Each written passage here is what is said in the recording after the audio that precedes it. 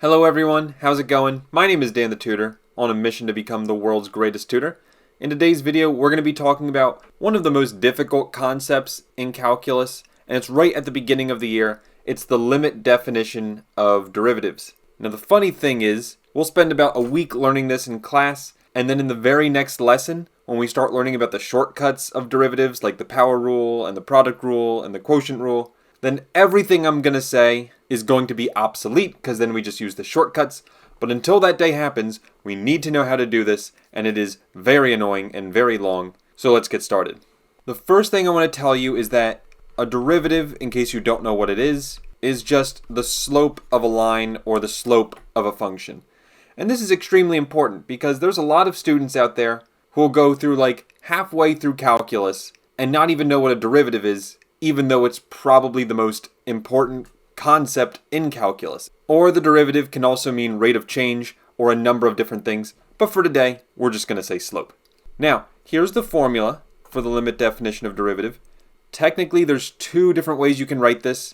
I'll write both, but I'm only going to be using one of the two today. The first one, and my personal favorite, is the limit as h approaches 0, where h is some random variable that we decided on. Big fraction bar. In the numerator, f of x plus h minus f of x, all divided by h. This is the first version. This is the version I like personally.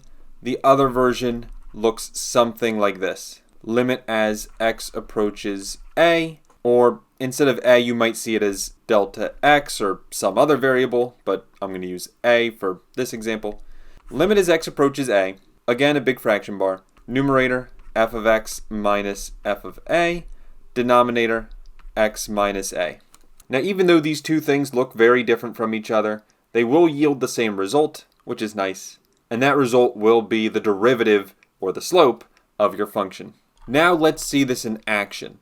There are three different kinds of functions we're going to be looking at today. It's the three most common examples you'll see in a Calculus 1 course. The first one we'll look at is the x squared example, which will look anything like this. The second one we'll look at is the rational function example, which simply means there's an x in the denominator, something like this. And then the third one we'll look at is the square root family, which will do this problem, but again can be anything with a square root in it. And so let's get started with the first one, f of x equals x squared plus 6.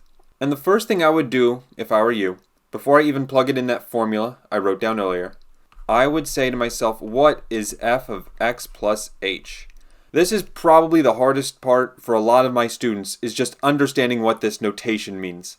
All it means is that wherever you see an x, like right here, you put it in parentheses and write x plus h, and now it's squared, and then the plus 6 is still there. Now, sometimes you have multiple x's. Like for instance, if I had x squared plus 6x, where now there's two x's, then the correct thing to write would be x plus h squared plus 6 parentheses x plus h.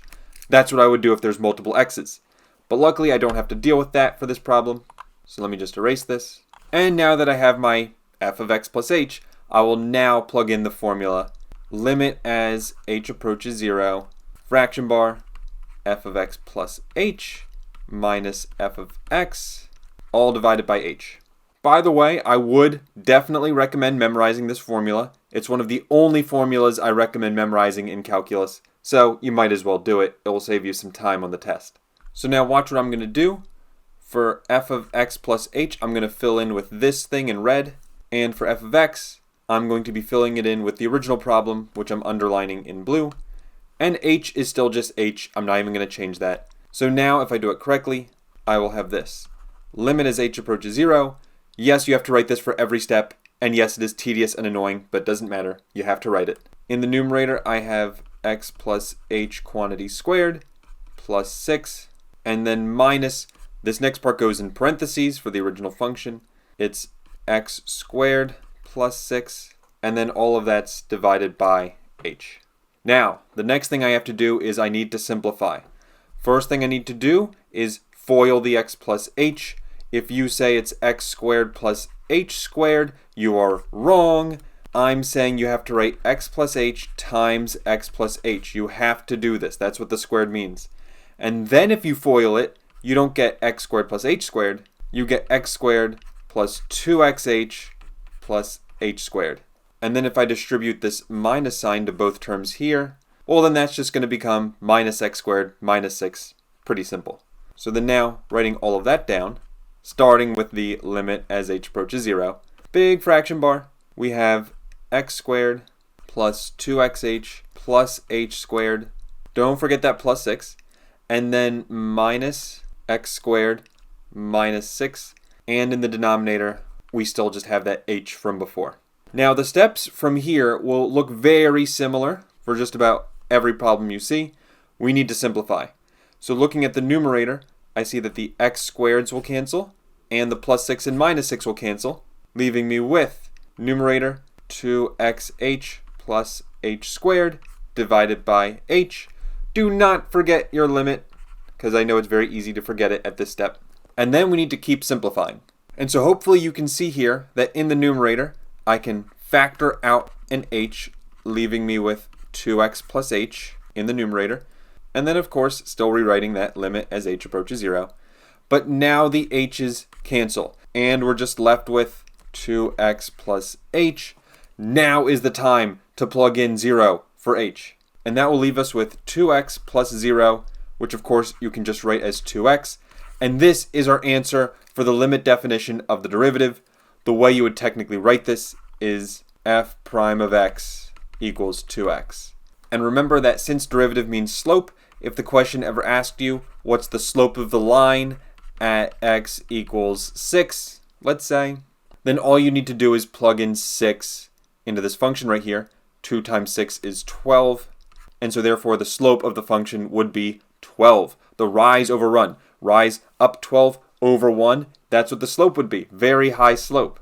And that's basically it for this one and for all of the functions in the x squared family, which I highly recommend now you practice on your own.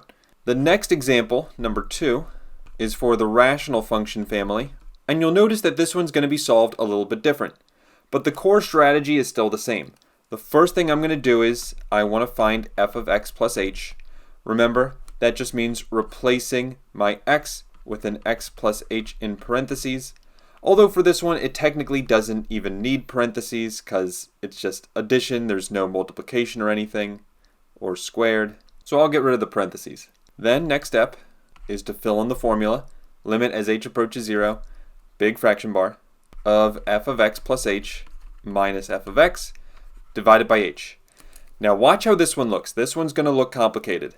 It's going to be limit as h approaches 0 of 1 over x plus h plus 1 minus 1 over x plus 1 all over h.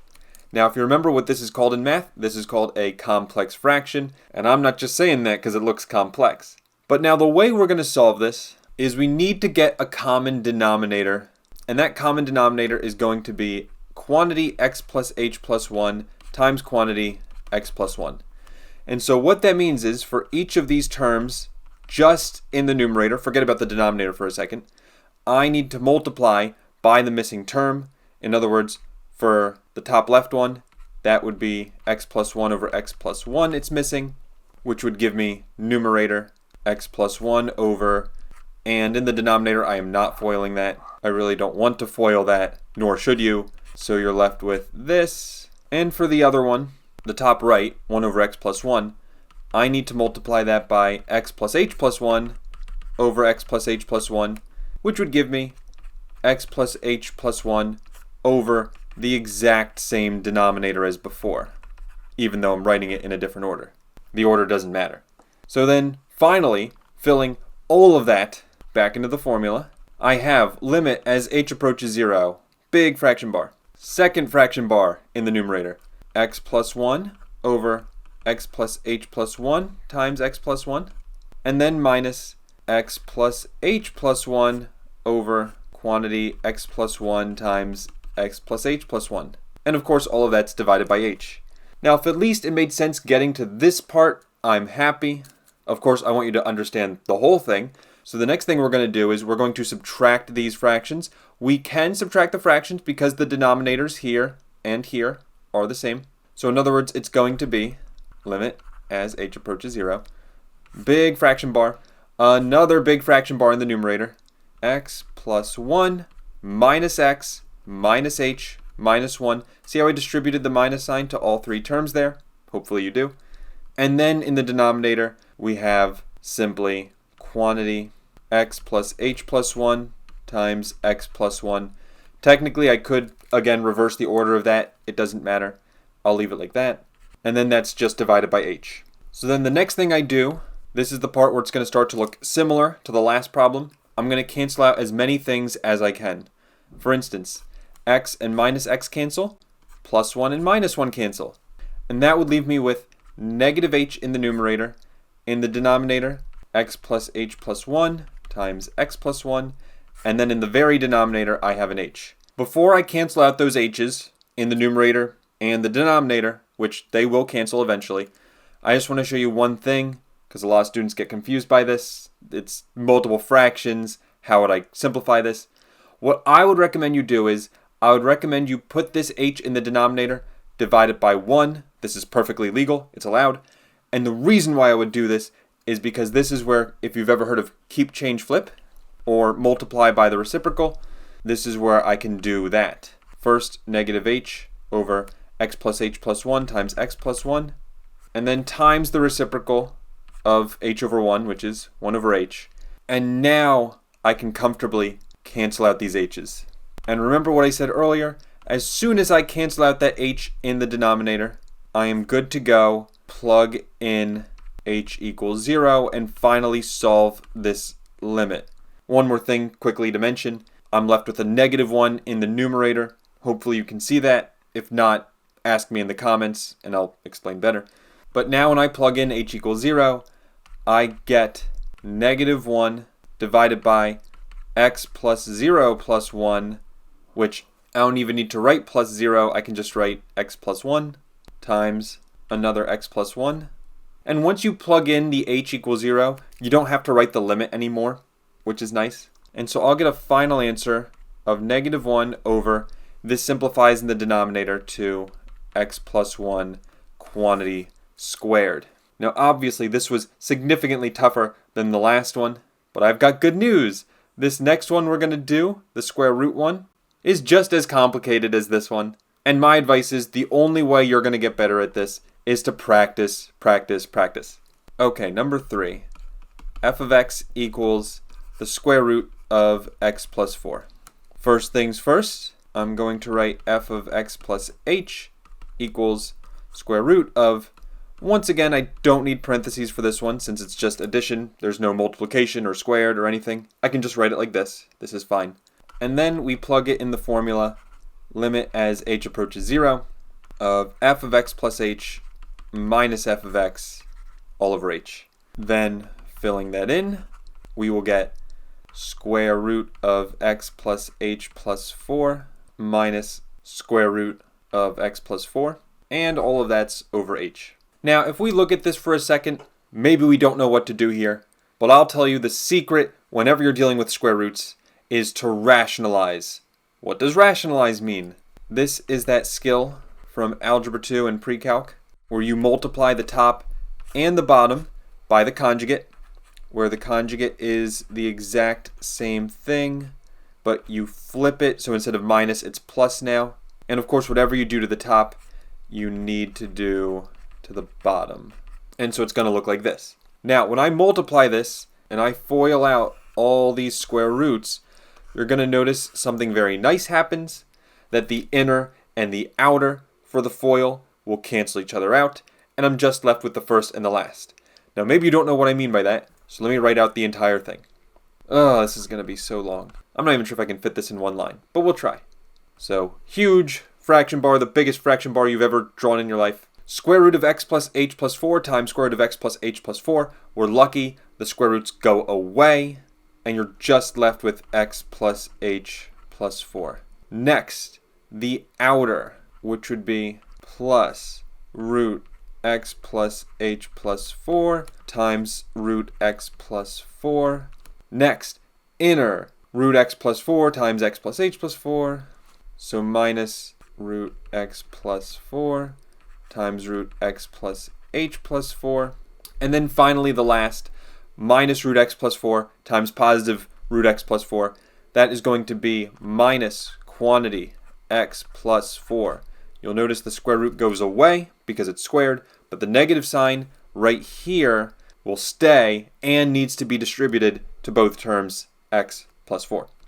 The reason why we love multiplying by the conjugate is because this happens all the time. The inner and the outer terms will cancel as promised. And so I'm really just left with the first and the last. Then in the denominator, I want to keep it the same. In other words, I do not want to FOIL that at all. And so you're just going to have this, and it will be like this every time for every problem. So then now in the numerator, we have, again, fraction bar.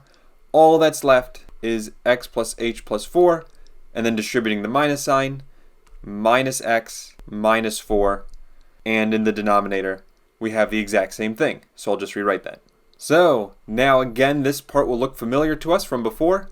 We see that the x's cancel, and the plus 4 and minus 4 cancels, leaving me with just an h in the numerator, and the same thing as before in the denominator.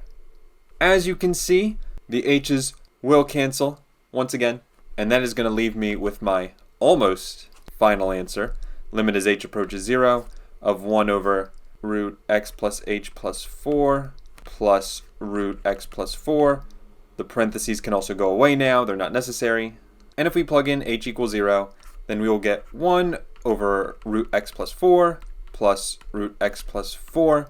Now you may be wondering, how can these simplify? Because almost certainly it can simplify.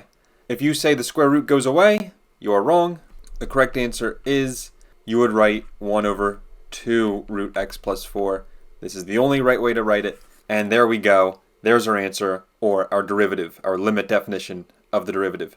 And the reason why we looked at these three problems today, the x squared family, the rational function, or x in the denominator, and the square root family, is because these are the three most common types of limits we're going to see for limit definition of derivative. You can find more examples online or in your textbook or by your teacher or whatever, but really at this point you just got to keep practicing on your own. So thank you all for watching. My name is Dan the Tutor. If you have any questions, please post them in the comments below. Have a great rest of your day, and I'll see you in the next video. Take care, and bye-bye.